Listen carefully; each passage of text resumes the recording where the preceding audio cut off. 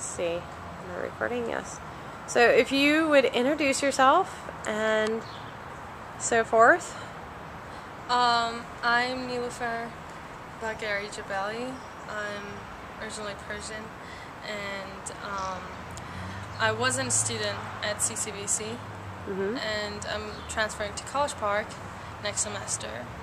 And I'm here at Towson University for Anthropology by the Wire, which is an anthropology, urban anthropology project or program. And I'm 19. People tell me I look older. That's sad. I don't want to look older. It'll study out around 25. Don't worry. That's right. Okay. and I miss my country. I have to say that. Yeah. Even though I love education in America, but I really miss that. And so you said you're Persian. Yes. So what's your country then? Iran is the name that they call it now. Mm-hmm. Well, Iranians knew their country as Iran forever. They called it Iran forever, but since the Persian Empire came, the Achaemenids, they called the country, others knew Iran as Persia because of the Persian Empire. Okay. But we knew Iran, as I said, forever. And some say it means the land of the free men, and some say it's the land of the pure, translation of the word. Right. Okay. And do you have family in Iran now? Yeah, I have a lot. I actually have like 51 first cousins, so you can guess how many we are. Iranians' family are usually very large, but it's changing nowadays with the globalization and all that stuff. The economy, not all families can afford a lot of children, so I guess that's happening everywhere. But but I have a lot of relatives in Iran. Wow. 51 first cousins. That's remarkable. How do you keep track of them? Well, I actually know all of my first cousins, and I know a lot of my second cousins, and I know cousins of cousins. So, because we're always around. That's how Iranians are. They're always in each other's business. Not like nosy, like they wanna, Right. But they want to work together. They eat together. They go out together. They just want to have fun all together. I don't really see a lot of Iranians going out like individually. It's not the way they do it. So, tell me more about what you miss about your home. Well, I can't say I miss the country itself, but I miss the culture. I miss talking to people in my language and hearing the rhythm and the music of the language when it's spoken by different people, different kinds of voices. And not that I don't appreciate being in America. It's a great opportunity, definitely, but I just miss it because I feel like that's where I belong. That's where I came from and where I belong. And it's never, for me, it has never been a question of who's better. Like, is America better or like is Iran better? It's always, they're different, and I appreciate the differences, and that's what's beautiful for me. But it's been a year since the last time I've been in Iran, and I really miss walking the streets. Sure. That's completely understandable. I can't imagine being away from home for a whole year like that. So tell me about your experience here in America. Like as a student or as just a resident? You could start as a student or tell me about as a resident. I'm just curious to know about your experience overall. Well, culturally, I'm just, I'm used to something else, and there's some things that are respected in my country so much that I don't see that here, even in universities, like with professors. But then on the other side, the professor and the students have a closer relationship here, And the professors are usually viewed as masters in my country, like someone you not really owe, but when they teach you one word that's so precious and so holy that you you have to respect them. I mean, you do, not that you have to. And I love studying in my country and here, but the opportunities in America are very remarkable. Because when you want to do something, if you want to do something in any major, I guess, there are opportunities, there are scholarships, but in my country with the government, you can't really go further.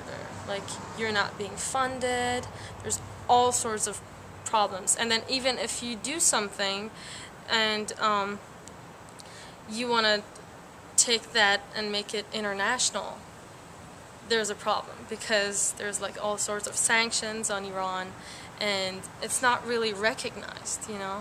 Not that the country is not recognized. It is recognized in like all kinds of worst ways, like as a terrorist country and nuclear power, but not in the good way, because I've been in Iran and I've seen a lot of intelligent students, but I wish that they could have gotten what they deserve, you know? Because if you give them the floor, they can be amazing, but that's not given to them. Yeah, so that's as a student, I feel very lucky to be in America, but as a resident in Baltimore, no offense really, but I don't like Baltimore.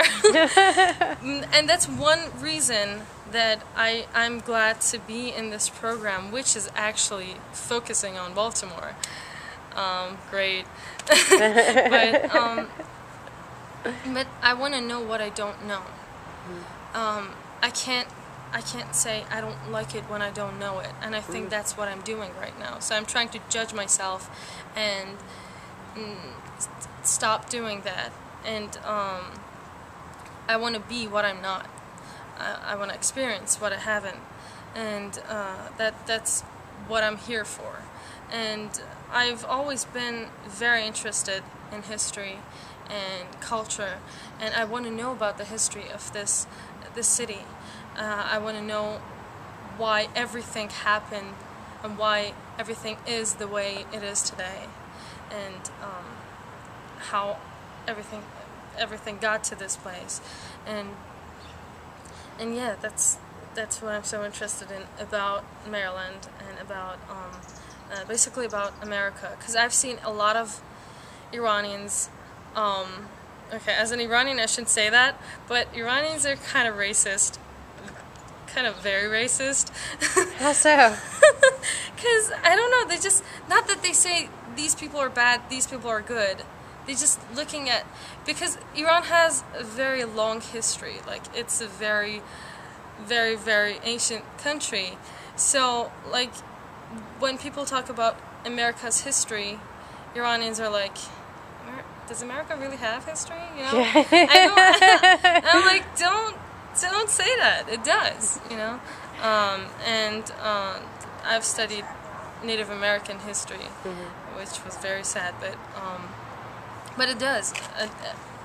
There's history everywhere, and you just gotta look at it. And America is a very interesting country to study because of how it affects the world and how everything works here.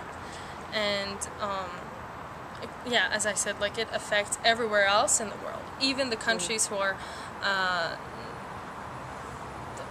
under sanctions, like Iran. They are being affected by America too, not in bad ways. I don't mean that, but it's just this process, and it's very sad when people don't see that, and they think because their country is more ancient, they shouldn't care about, you know, America, and what do they know about history? And I just always have a problem with those kind of people.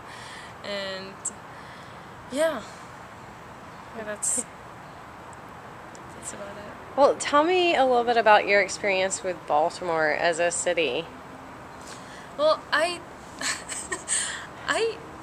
used to really like Inner Harbor. Not really, really, but I liked it better than other parts. But thanks to Dr. Collins and Dr. Darrington, they just ruined that for me. And David Harvey. He has a way of doing that. I know David Harvey's like sophisticated mask, and we read about that, and I don't want to be like so specific about it, but that was so interesting for me, and that was exactly what you could feel that in the city. You could actually feel it, and I'm actually thankful to Dr. Collins and Darrington who introduced these topics to me, but. Yeah, but I can't look at the city the same way anymore. So I guess I have to pick what part of the city I like now, which I don't know at this point. But I really like to experience the city more, the real Baltimore. And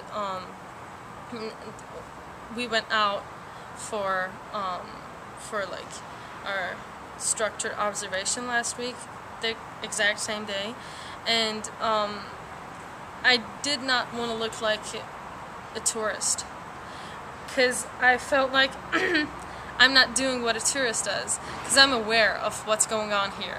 And that was so precious. That's why I'm thankful to those people who introduced these things, because I want to see beyond. And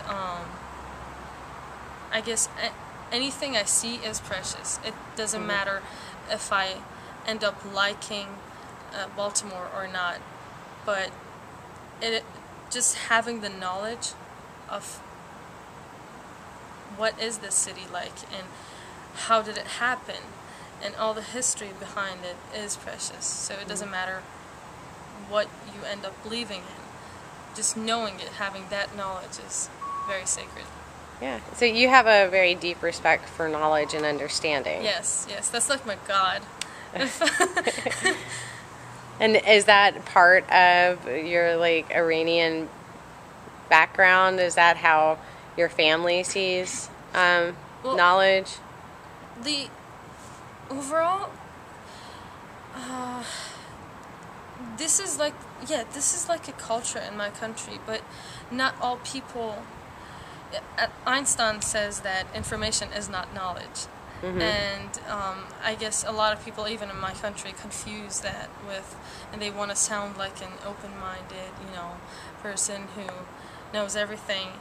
But that keeps you from knowing. That keeps you from appreciating knowledge. And and the reason why I said knowledge is my God is that can have a Persian tone into it, because in Zoroastrianism, which was an old Persian religion, you can see that, how much emphasis the religion puts on knowledge. And even in Islam, the Prophet Muhammad says that from cradle to grave, seek knowledge, search for knowledge. And he also says that 1 second of thinking is more precious than 70 years of praying. Which, I mean, these are from the religion. I don't want to be religious here, but I think this is so important. And I personally think if I was God and I gave human beings this precious gift of thinking and mind overall, I would love them to use it, not just obey everything. It's very easy to obey, but the risk of knowing and thinking is more precious. That's my view. Awesome.